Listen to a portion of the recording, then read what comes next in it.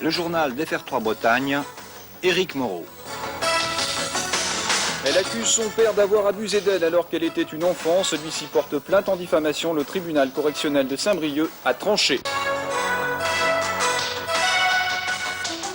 Aujourd'hui, je suis venue pour soutenir Claudine et aussi pour témoigner, pour lutter, pour qu'un jour, enfin, ça s'arrête. Et je crois que si on ne parle pas, personne ne parlera à notre place. Hein. C'est dur de parler, de dire mon père m'a violée, on n'aime pas ça, on a honte, enfin c'est terrible, mais si on a été violée, c'est justement parce que d'autres femmes n'ont rien dit avant, n'ont rien fait. Je ne connaissais pas ce problème, bien que je sois pédiatre généraliste et bien que j'ai travaillé depuis longtemps dans un service où on s'occupait beaucoup des mauvais traitements à enfants. Il n'empêche que les abus sexuels, je ne connaissais pas. Nous, on a été confrontés à ça aussi. Hein. Au départ, on n'imaginait peut-être pas que ça avait cette ampleur-là. C'est un petit peu quand on a créé le collectif contre le viol qu'on s'est rendu compte de l'importance du problème. C'est vrai que quand on annonce qu'il y a sûrement un cas sur 25 d'enfants concernés par ce genre de problème, eh bien, c'est la grande interrogation. Tout le monde tombe de l'armoire.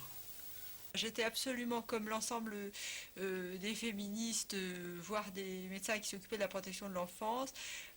J'avais l'impression que ça existait, mais que c'était un épiphénomène. Et c'est en rencontrant les enfants, en entendant la réalité, que j'ai réalisé que c'était extrêmement important. Je vois dans ma famille, mon père avait violé avant une autre petite fille, et on n'a rien dit. Donc, dans sa tête, il a pensé pourquoi je recommencerais pas, hein, puisque c'est si facile.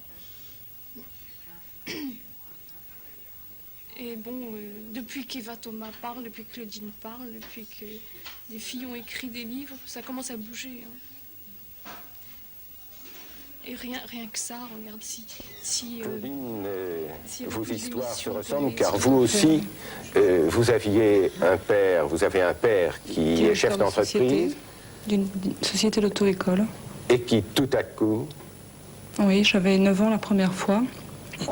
Ma mère allait tous les jeudis soirs à des cours de gymnastique et elle s'absentait régulièrement pour des réunions de parents d'élèves. Et à chaque fois, il venait me rejoindre dans ma chambre, j'étais déjà couchée. Lucien Joncourt, directeur d'auto-école à Lamballe, en mars dernier, porte plainte en diffamation contre François de Closette et contre sa fille Claudine, parce qu'elle vient de témoigner à visage découvert sur TF1 de l'inceste dont elle aurait été victime pendant 4 ans alors qu'elle avait une dizaine d'années. Le tribunal a rendu son jugement. Il a reconnu Claudine Joncourt coupable de diffamation et a condamné la jeune femme et François de Closette, son complice, à la peine minimale, 30 francs d'amende avec sursis, le franc symbolique de dommages et intérêts et à payer les frais d'avocat. Le jugement est dur. Le jugement, j'allais dire, il est le reflet de ce qu'a été toute l'attitude de notre société sur les viols par inceste. Et condamner la presse, ça veut dire qu'on ne peut plus en parler, enfin que celles qui ont vécu ça ne peuvent plus rien dire. On est condamné à mort. C'est comme si on était condamné à mort. Faut pas le dire, faut pas en parler. Puis, même dans ma famille, on me dit, mais tout le monde a des souffrances, il faut vivre avec ça, faut pas le scandale, surtout pas. Hein. Ah, il peut se passer des tas de saloperies, mais... Il y a une fille sur 8, un petit garçon sur 10 qui sont victimes d'abus sexuels. Depuis 1986, la permanence téléphonique SOS Viol Femmes Information reçoit environ 1000 appels par an pour des viols, dont 50% concernent les viols incestueux. Il s'agit soit d'appels d'urgence, soit d'appels de femmes ayant subi des agressions sexuelles des mois ou des années auparavant. Elle n'avait trouvé aucun lieu pour en parler. Lieu d'écoute, d'accompagnement et d'information, la permanence participe aussi à la sensibilisation des divers intervenants. Informons que ça existe, que c'est pas seulement dans la ville d'à côté. Et puis formons-nous à l'écoute, c'est vrai, formons-nous à dépister les signes de non-verbaux qui disent qu'un enfant n'y va pas bien et qu'il y a une raison. Mais c'est vrai qu'il faut se donner les moyens et puis qu'il faut se donner le temps matériel de pouvoir dialoguer avec les gamins. C'est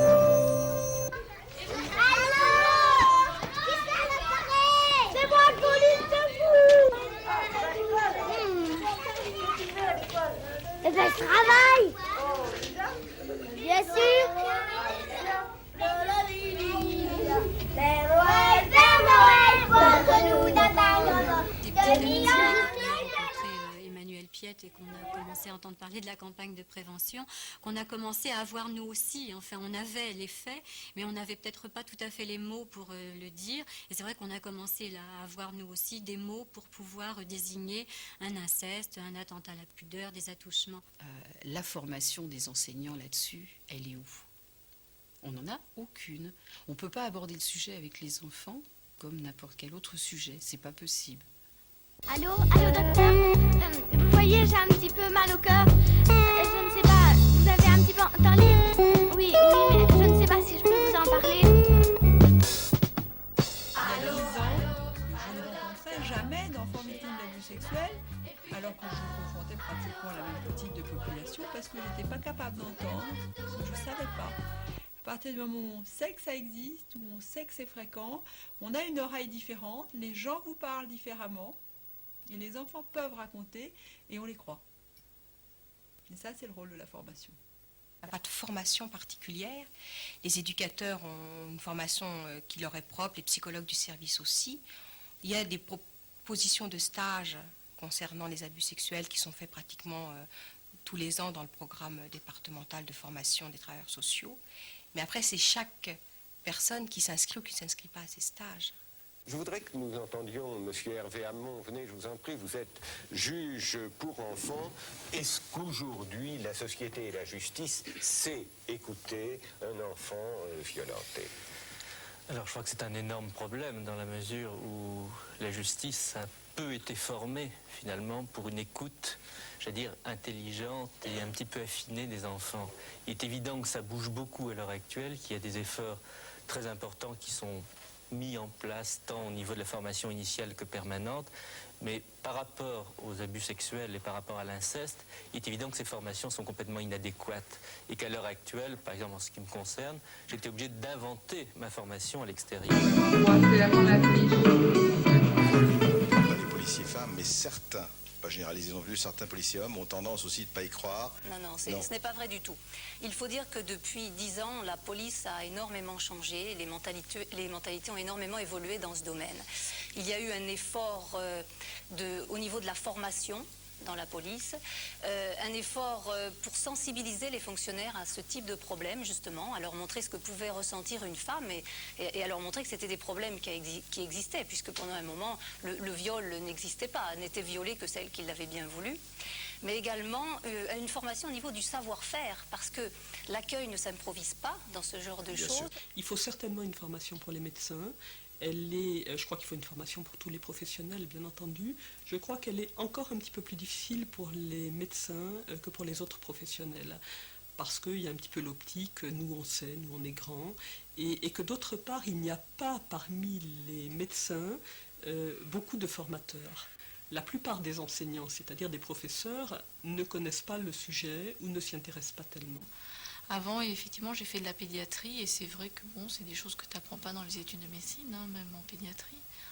C'est-à-dire qu'effectivement, là, ça m'a donné le lien.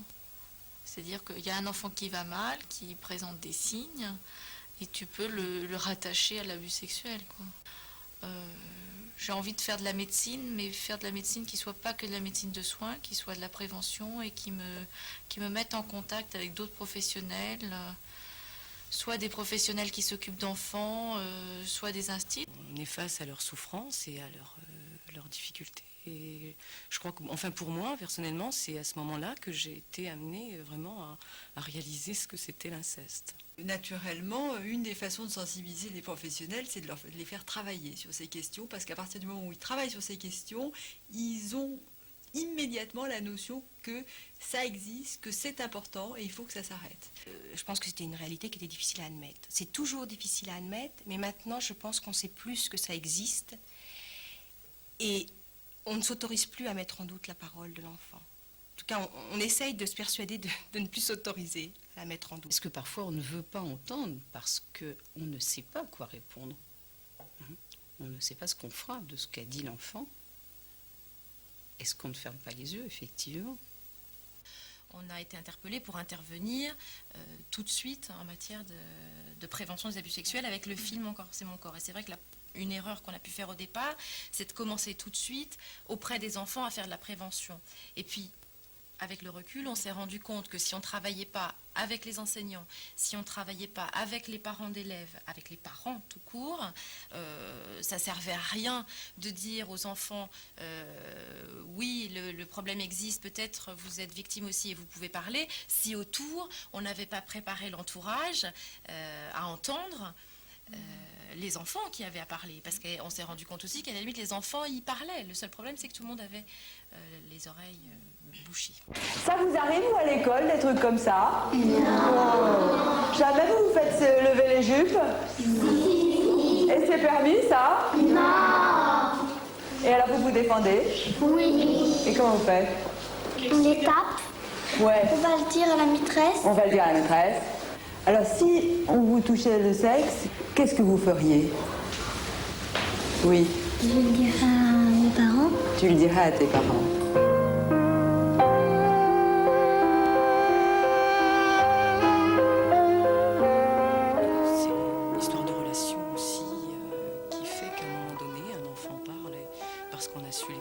parce qu'on avait repéré des choses, ou qu'on a tendu la perche, ou qu'il y a quelque chose qui s'est passé dans la relation qui a permis qu'il puisse parler.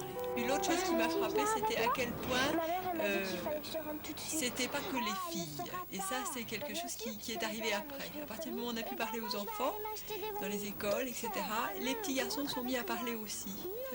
Le niveau de conscience a modifié énormément la possibilité qu'avaient les enfants de s'exprimer. J'étais avec mes frères pour aller à l'école. Sur le coin de mon immeuble et il nous a fait voir son sexe. Et alors, qu'est-ce qui s'est passé? On l'a dit à nos parents en rentrant à midi. Ouais, et alors? Ils ont dit que s'ils le revoyaient, ils descendaient. Ouais. Je dirais non, ne me touchez pas. Tu le dirais même plus fort? Oui, plus fort. Vas-y alors. Non. Non. Ouais. Dès qu'un enfant dévoile qu'il a été victime d'inceste, nous signalons au procureur de la République, sans aucune restriction et sans, en tout cas pour ma part, me poser de questions. Je pense qu'il ne m'appartient pas de juger si c'est vrai ou si c'est faux. Si l'enfant dit quelque chose, je porte sa parole aux représentants de la société. Bon, nous, on ne peut pas faire autrement, enfin, nous, on est un service qui travaillons avec la justice, avec les juges des enfants. Donc, on doit rendre compte aux juges des enfants de ce qu'on apprend, de ce qu'on sait, de ce qu'on voit, de ce dont on se doute, comme ça. Si moi je fais un signalement, je pense que c'est pas une habitude des médecins en général. C'est-à-dire que je pense que la plupart des médecins se réfugient souvent derrière le secret des familles où on n'est pas sûr, on ne va pas signaler, ou alors on convoque le père pour savoir si c'est bien vrai ce que la petite a dit. Donc c'est pas une habitude générale. Moi, j'ai pour principe de signaler toutes les affaires qui m'arrivent. C'est pas mon boulot de faire l'enquête, je suis pas policier et je suis pas juge. Nous, dans le service, en tout cas, nous signalons systématiquement. Il y a effectivement des réticences de certains services hospitaliers ou de certains médecins, enfin en général, qui sont dues au fait que il arrive, pas de façon très rare, qu'on ne soit pas content de la suite qui est donnée au signalement. Et j'ai parlé avec des responsables de certains services de pédiatrie qui disaient nous, on estime que la suite donnée n'est pratiquement jamais celle qu'on souhaiterait, et donc on ne signale pas, ou on signale rarement. On signale s'il y a danger vital pour l'enfant, bien entendu, mais enfin, c'est assez rarement le cas, en fait. Et on signale rarement et on prend le problème en charge nous-mêmes. Je crois qu'on ne peut pas faire ça, à aucun point de vue. Heureusement, il y a eu les textes officiels qui ont fait rentrer ce sujet dans les obligations de service, dans les sujets de service. Sinon, on aurait dit qu'effectivement, ça ne rentrait pas dans nos compétences. Quand on a la certitude qu'il y a eu violence à enfant, quand on sent qu'on va peut-être devoir remettre l'enfant au père incestueux, on est plus que découragé, on est révolté. Mais cette révolte est nécessaire pour qu'au prochain signalement, on se dise mais qu'est-ce qu'on doit faire, qu'est-ce qu'on doit dire pour qu'il n'ait pas non-lieu. Et là, je crois que c'est un travail de réflexion à chaque fois qu'on fait un signalement. Non seulement on porte à la connaissance du procureur de la République, mais comment porter connaissance, quelle information transmettre pour qu'il n'y ait pas non-lieu. Comment on fait pour que notre signalement soit entendu? Il s'agit d'écrire les choses, de les dire vraiment et de faire que l'ensemble des gens qui ont quelque chose à dire l'écrivent et l'écrivent avec les mots qu'ont dit les enfants et le plus près de la réalité possible. Dès qu'on fait un signalement au juge, on sait qu'on va avoir des multiples paroles qui vont se rejoindre sur l'acte de violence qui a été commis sur l'enfant, que ces paroles vont se démentir, vont se croiser. Ça va être la parole de la mère, du père, de l'enfant, qu'elles vont se rejoindre, se disjoindre, et que tout ça, ça sera un ménage à faire tout au long de la procédure et à aider l'enfant surtout à porter sa parole. Il y a des enfants qui, d'emblée, d'entrée de jeu, disent je vous dis ça à vous, mais je ne veux pas qu'on emprisonne mon père, je ne veux pas qu'on dise à ma mère ce qui s'est passé, et donc si je vais devant le juge ou devant la police, je dirais que ça n'est pas vrai. Donc ça, c'est déjà d'emblée, d'entrée de jeu, on annonce la rétractation. Et puis la rétractation après, oui, bien sûr qu'elle existe. C'est automatique la rétractation quand c'est une enfant qui subit tout le poids de la famille, ça n'a aucun sens. Monsieur Schneider. Je pense que lorsque nous recevons des rétractations, c'est assez rare au niveau de la police, mais ça peut arriver également. Nous sommes toujours très circonspects et très méfiants, notamment lorsque l'enquête a permis d'établir de façon tout à fait claire la réalité des faits. Si nous recevons la plaignante qui vient nous dire que finalement il n'y a rien eu, nous l'interrogeons de nouveau et nous essayons de savoir de quelle pression elle a fait l'objet. C'est-à-dire qu'en fait, la rétractation, c'est plutôt une confirmation dans ce cas-là. Exactement. En cours de procédure, il arrive très fréquemment et ça nous arrive très fréquemment aussi, qu'une jeune fille ou qu'un jeune garçon nous tienne des propos différents sur la réalité de l'inceste en fonction de l'interlocuteur qu'il a en face de lui, l'éducateur, l'assistante sociale scolaire, l'inspecteur ou le juge. Et alors en cours de procédure, les va-et-vient des aveux, des rétractations, etc., c'est très fréquent aussi. Moi, personnellement, ça ne me décourage pas parce que je pense que c'est une telle lourdeur, c'est une telle souffrance que il me semble normal que de temps en temps, l'enfant se réfugie dans le non-dit pour arrêter toute la machine.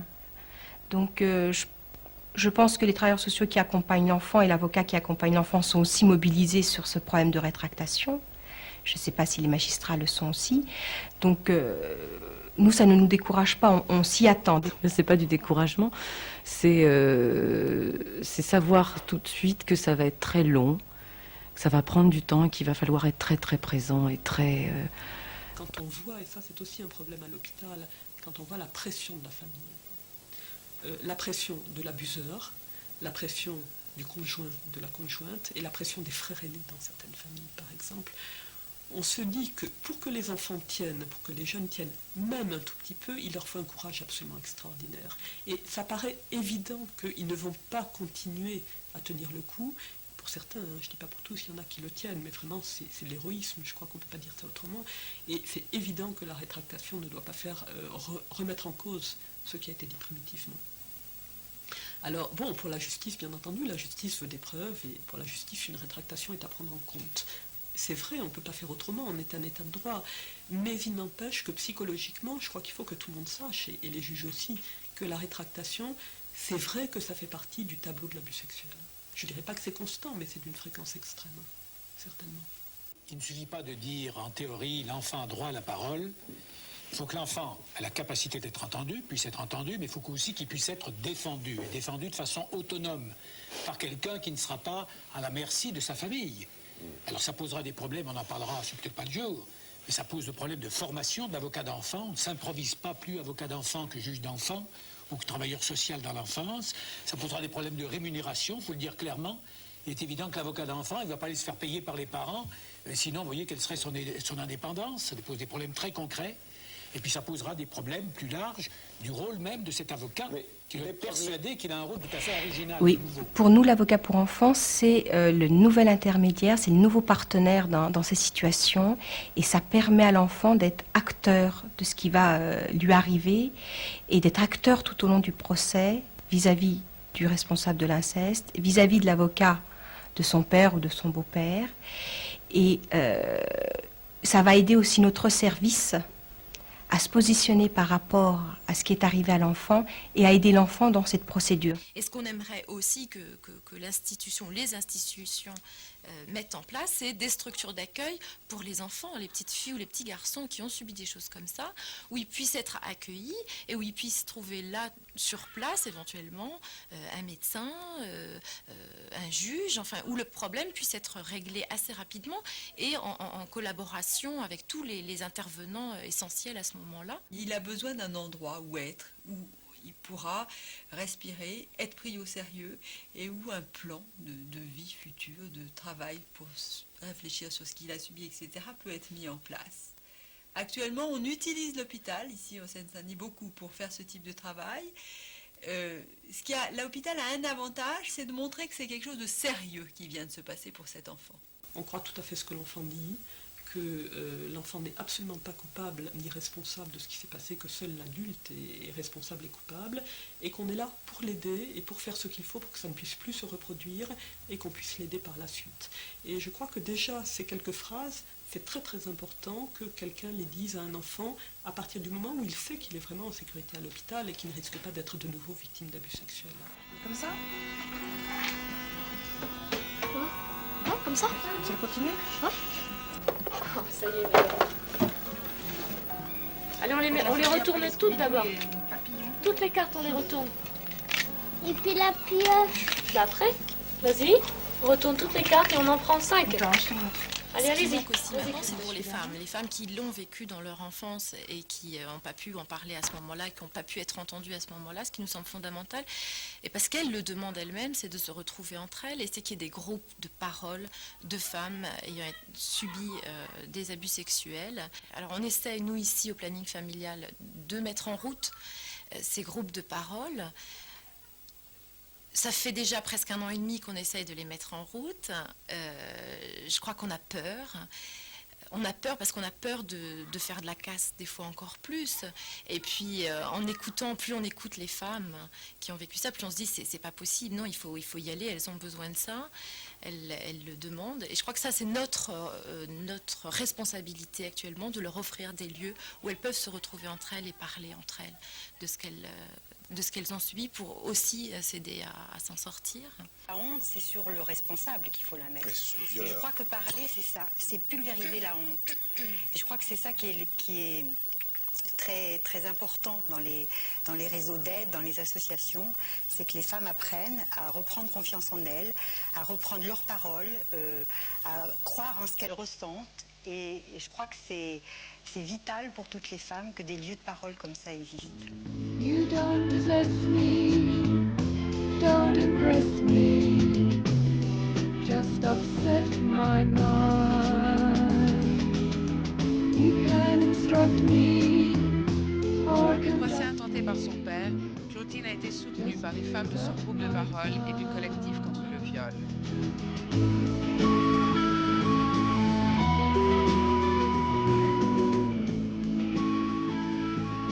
Sa mère était à ses côtés.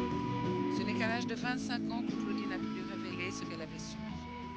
Elle n'a pas mis en doute la parole de sa fille et dès cet instant l'a accompagnée dans ses démarches courageuses.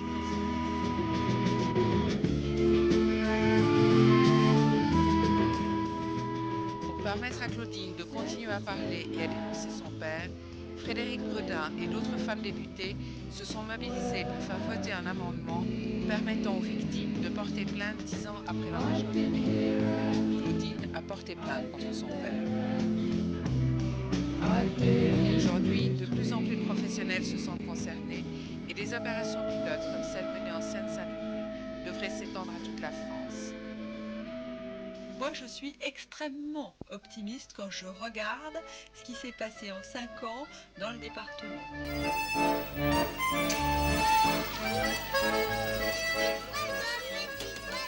Je pense plus qu'actuellement, il y ait de professionnels qui puissent ignorer le problème de l'inceste et des abus sexuels, dans le 93 en tous les cas. Ça, je crois que c'est une chose qu'on a gagnée.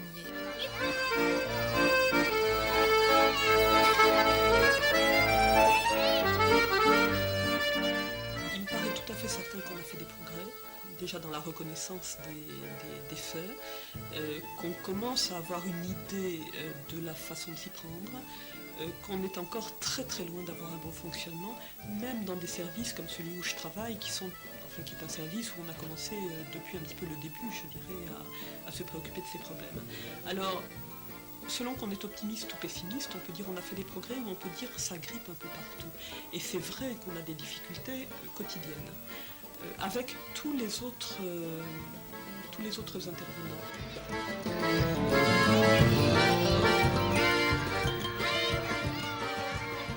Une institution en soi, ça n'a jamais vraiment envie de bouger et de se remettre en cause, et c'est l'effet de la campagne qui a fait qu'elle se remette en cause. En Seine-Saint-Denis, le programme de la cour d'assises, c'est plus d'une affaire sur deux de la salle d'assises qui est viol aggravé par ascendant.